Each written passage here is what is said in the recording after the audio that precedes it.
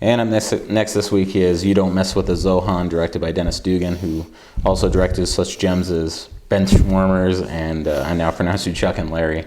And it stars Adam Sandler as a Mossad secret agent, and he's like a superstar in Israel. And I mean, down to you could almost see him doing like product endorsements and stuff. But he's grown tiresome of chasing terrorists because the government always trades them off to get some of their agents back. And so his dream, as he flips through the Paul Mitchell catalog from the 80s or 90s, is to travel to New York and become a hairdresser, so he fakes his death, and off to New York he goes. And the plot is absurd, obviously, and there's probably room in this movie to tackle the problem between the Palestinians and the Israelis, because once he gets to New York, he ends up in a neighborhood where literally the Palestinians are on one side of the street and the Israelis on the other.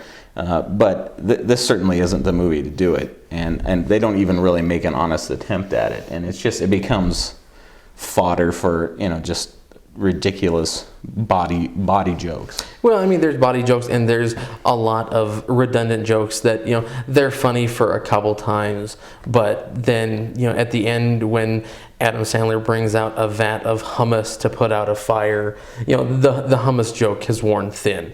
And Adam Sandler, I mean, he was, his heyday was in the 90s. Maybe that's the reason he wanted to do hair from then.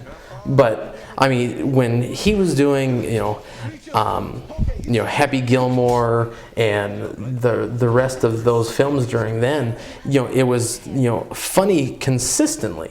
But he's really lost it with these last several films that he's done. Yeah, and it could be the Rob Schneider influence, because he plays a Palestinian terrorist, sort of cab driver in this movie, and of course the terrorists are all inept fools.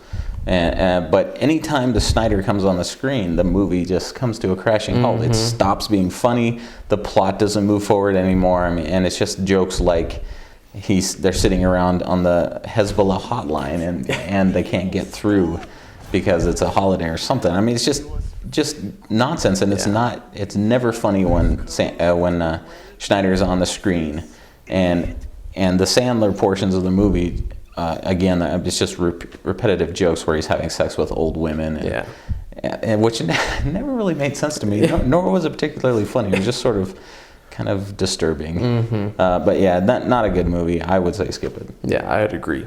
And we'll be right back with our next review.